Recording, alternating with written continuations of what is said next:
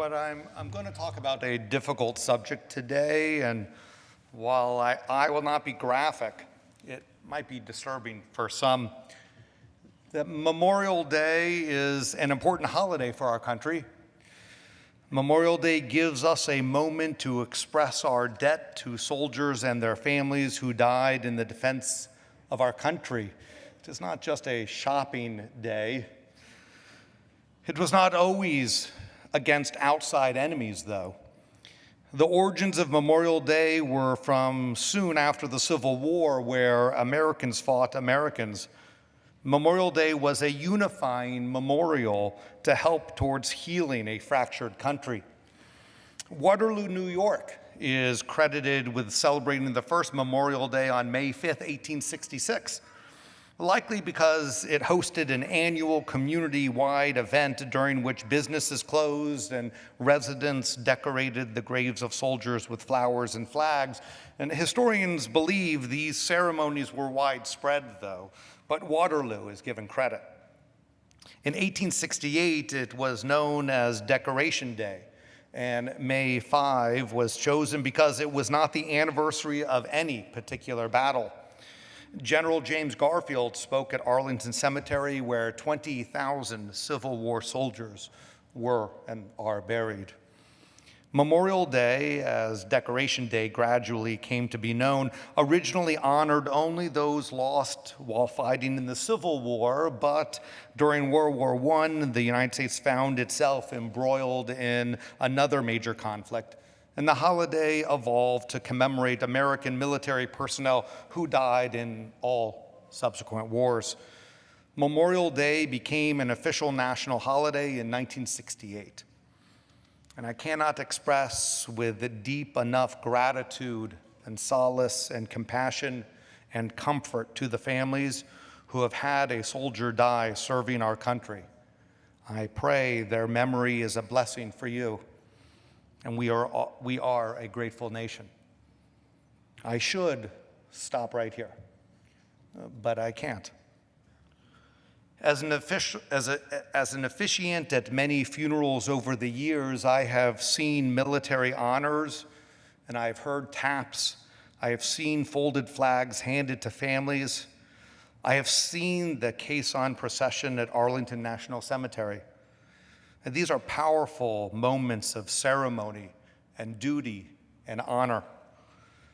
As a citizenry, though, I wonder if we are truly honoring them. I wonder if they would have said they were prepared to sacrifice themselves so that anyone could buy a military weapon and murder children, or buy weapons to shoot up a grocery store or a place of work or a house of worship. Was that what our soldiers died for? For that right? Is that the best of who we are as Americans? I stand here in shock with you. I stand here in shame. Uvalde, Texas, and Buffalo, New York, Biloxi, Mississippi, Nashville, Tennessee, San Jose, California, Boulder, Colorado, Atlanta, Georgia, Dayton, Ohio, Virginia Beach, Virginia, Pittsburgh, Pennsylvania at the Tree of Life Synagogue, Parkland, Florida at the Stoneman Douglas High School, Las Vegas, Nevada, Charleston, South Carolina at Emmanuel AME Church, Newtown, Connecticut, Sandy Hook Elementary, and on and on and on. Are we honoring those who have died to protect our country by knowingly and systematically ignoring actions that we could do to help prevent these tragedies? Let me be clear. I do not want to ban guns. I do not want to take people's guns away. I do not believe there is a conspiracy or a slippery slope of the government preparing to take your guns away. But the lack of comprehensive response to these horrors is unconscionable. My child needs to practice for 60 hours behind the wheel, plus formal classes before they get their driver's license. and their license needs to be periodically renewed, that would be a reasonable place to start with an expectations around guns. What about funding mental health interventions at the level that they should be so people can get help and we can support them in real ways before they become so marginalized from society that this is their response? To be clear, these are not people that just snap and shoot up a place. Each of these mass shootings have been planned and calculated and methodical, so maybe there are opportunities for intervention before it happens. There are so many smart people who have been working on comprehensive approaches to reduce gun violence, and they are thwarted at every turn. This is about public health. This is not about restricting a constitutional right. This is about that foundational and articulated right of our Constitution to live within the real world. The Constitution does not guarantee unbound freedoms. It remains in dialogue with other values of our nation. Today's Torah reading, Bechukotai, famously has blessings and curses of the Tochacha. And on the one hand, it says, if you follow my laws and faithfully observe my commandments, I will grant peace in the land, and you shall lie down untroubled by anyone. I will give the land a respite from vicious beasts, and no sword shall cross your land. And if you reject my laws and spurn my rules, I will unsheathe the sword against you. Your land shall become a desolation, and your cities and schools, I add, ruined. Rashi expands on this image of the sword being unsheathed and talks about what is left when the weapon is drawn. An empty scabbard hangs there, a shell of what it was. Rashi suggests the verse does not only refer to violence, but also the emptiness that we will experience following the sword. So what do these verses mean? It is possible to read this in a literal sense and assume that God will lavish us or destroy us as a consequence of our actions. But that's not my theology. I do not believe the reward and punishment work in that way, that someone is killed because of a bad deed. But what does the Torah mean when it says to faithfully observe God's commandments? What lessons do we need to bring to bear today in the moment, in our circumstances? Ellie Gettiger, Director of Digital Learning at JTS, writes this on the Parsha. She says, in the Tochacha, God's wrath comes from the rejection of commandments. Commandments that include the exhortation to care for those in need, the widow, the orphan, and the stranger. Curses emerge from the unappreciated prosperity, failing to live up to the moral code at the center of God's laws and commandments. By ignoring the potential to be the best of us, horrors happen. I appreciate her reading of the text that to follow God's commandments may result in loving your neighbor as ourselves. And therefore, we will create a community which supports each other. If we are kind to the stranger, we will notice each other. We will be able to intervene before destruction begins. If we create the interdependent society that the Torah describes and commands for us, we will find commonality rather than fuel divisions. Rabbi Gordon Tucker asks at this point, is there a point anymore, one may ask, in crying out in protest, though? Haven't we seen this before? Haven't we experienced these horrors before?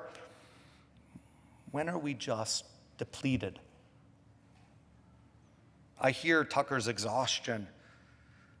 We have protested and we have tried to legislate and tried to make change, and gun violence continues.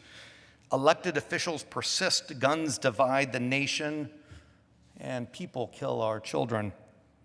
Tucker writes, "Is there a point anymore, one may ask, in crying out in protest?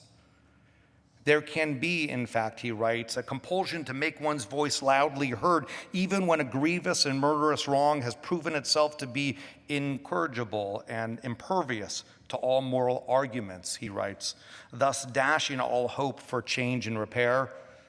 Consider the prophet Jeremiah from today's Haftarah.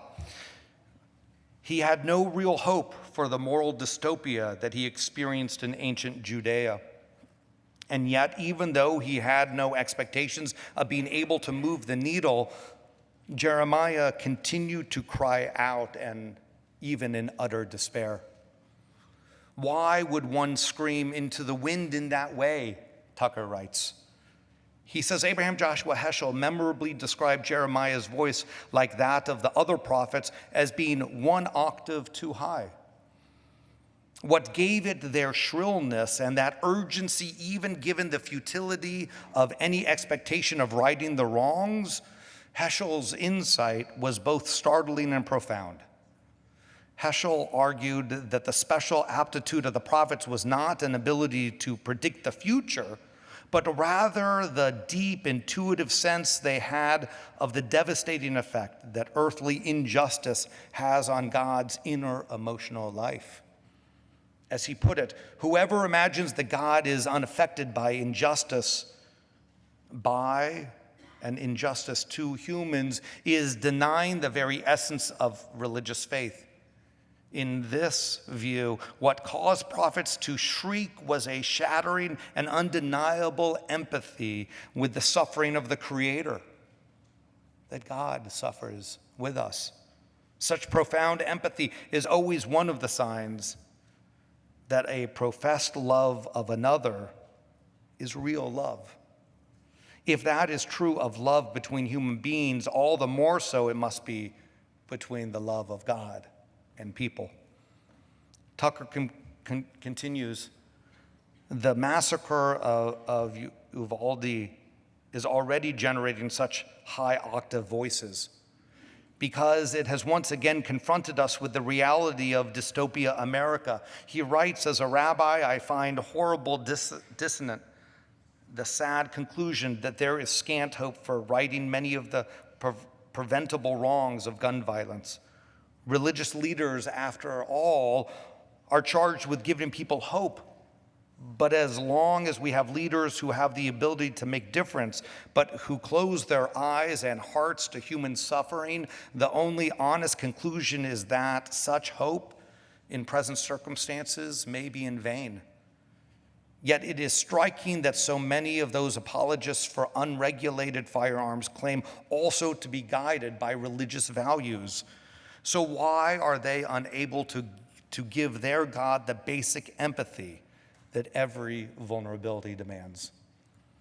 Why would people who loudly profess their love of God and country be unable to sense God's suffering as children die while more guns are sold and as our nation wallows in grief, deprived of hope?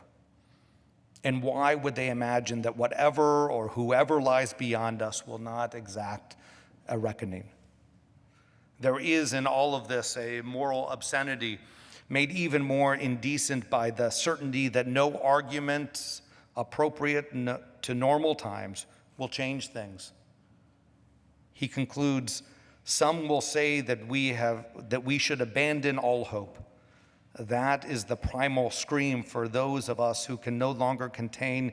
It will make it to the stony hearts of our child deaf, parent deaf, God deaf legislators. Perhaps, but even if such hope is in vain, there is still the hope that the scream will motivate voters finally to give life a chance. I say we cannot keep adding to the names on memorial walls around this country. We cannot accept defeat at the expense of our children's lives. On this Memorial Day, I cannot accept that the sacrifices of so many soldiers over so many years was to give sanctuary to the horrors within classroom 111 and 112 at Robb Elementary School. I pray these families and the community find comfort, and I pray that we can do better as a nation. Shabbat Shalom.